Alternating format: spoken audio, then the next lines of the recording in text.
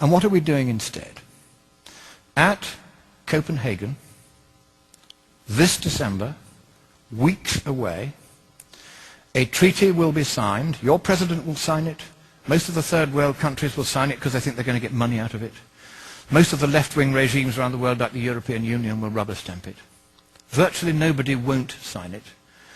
I have read that treaty. And what it says is this, that a world government is going to be created. The word government actually appears as the first of three purposes of the new entity. The second purpose is the transfer of wealth from the countries of the West to third world countries in satisfaction of what is called coyly a climate debt, because we've been burning CO2 and they haven't, and we've been screwing up the climate. We haven't been screwing up the climate, but that's the line. And the third purpose of this new entity, this government, is enforcement. How many of you think that the word election or democracy or vote or ballot occurs anywhere in the 200 pages of that treaty? Quite right, it doesn't appear once.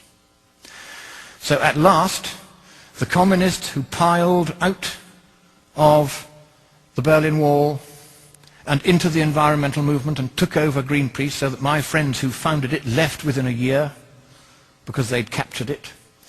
Now the apotheosis is at hand. They are about to impose a communist world government on the world. You have a president who has very strong sympathies with that point of view. He's going to sign. He'll sign anything. He's a Nobel Peace Laureate. Of course he'll sign it. And the trouble is this. If that treaty is signed, your constitution says that it takes precedence over your constitution. And you can't resile from that treaty unless you get the agreement of all the other states parties. And because you'll be the biggest paying country, they're not going to let you out. So, thank you, America. You were the beacon of freedom to the world. It is a privilege merely to stand on this soil of freedom while it is still free. But in the next few weeks, unless you stop it, your president will sign your freedom, your democracy, and your prosperity away forever, and neither you nor any subsequent government you may elect will have any power whatsoever to take it back again.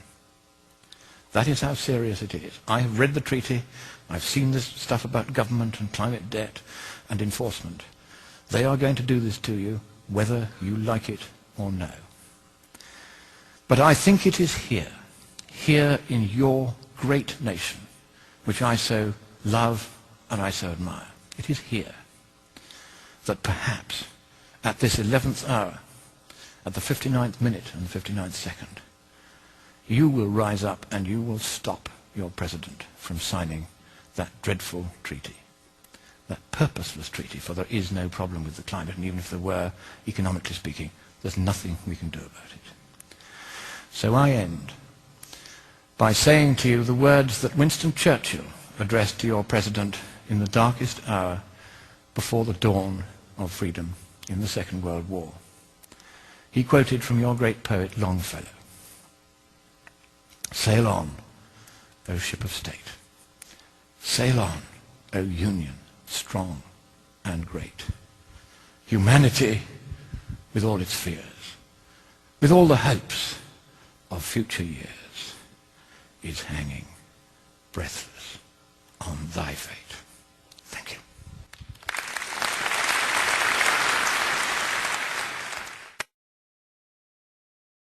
Write me, comment.